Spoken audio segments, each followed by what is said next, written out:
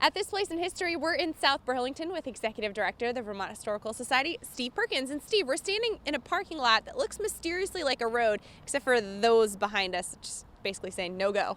That's right. It's saying no go. I think many of us in Chittenden County have driven past this intersection. So right behind us is Route 7, and beyond that is 189, the spur that comes off of I-89. But there's this mysterious clover leaf that comes off of Shelburne Road and just ends in barriers. So what is it? What is it, and where does the story begin? How did this come to be here? Oh my goodness. So we have to go way back and talk about highways and the Interstate Highway Act. So back in the 1950s, President Eisenhower proposed that we have an interstate highway system, akin to what he saw in Germany right during and after World War II, to move military quickly from one side of the country to the other. So part of that act was to create interstates throughout Vermont. I actually brought the plans for Interstate 89 with me, so we can take a look at that shows how it would flow through Burlington. And even back then, so these plans are from 57, they showed what's now 189 with a clover leaf at Shelburne Road that would then lead to a new road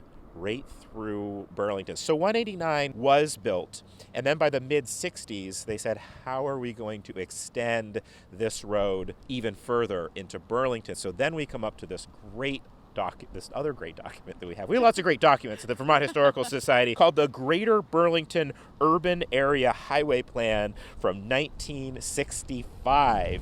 Oh, that's a doozy. It is. And I think most people would see this map and they would say, what is going on here? Because really most of this was not built. But you can see vestiges of it today in green, the two-lane highway. At the very bottom, you can see where 189, it's actually labeled 89, but where 189 loops into it, right where we're standing, and you can see it runs right up what's now Pine Street, all the way across the waterfront. So there would be no waterfront park. It would be an elevated highway. Head right up through downtown Burlington, cross over into the old North End, connect into what's now Route 127, all the way back up into Colchester, where it would connect back into Interstate 89. And this provided an easy way in and out of the city.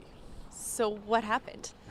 So a couple of things. I think the community said, we're not so sure we want an elevated highway running through the middle of downtown Burlington. And the other piece is it just got too expensive, and they couldn't afford to do that system. So they pursued what they called the Southern Connector to this. The early one was called the Belt Line. So they changed the name to the Southern Connector to change that, and later the Champlain Parkway. We're still talking about that today. How do we connect this spot right here with downtown Burlington? So that is an ongoing conversation. At this place in history.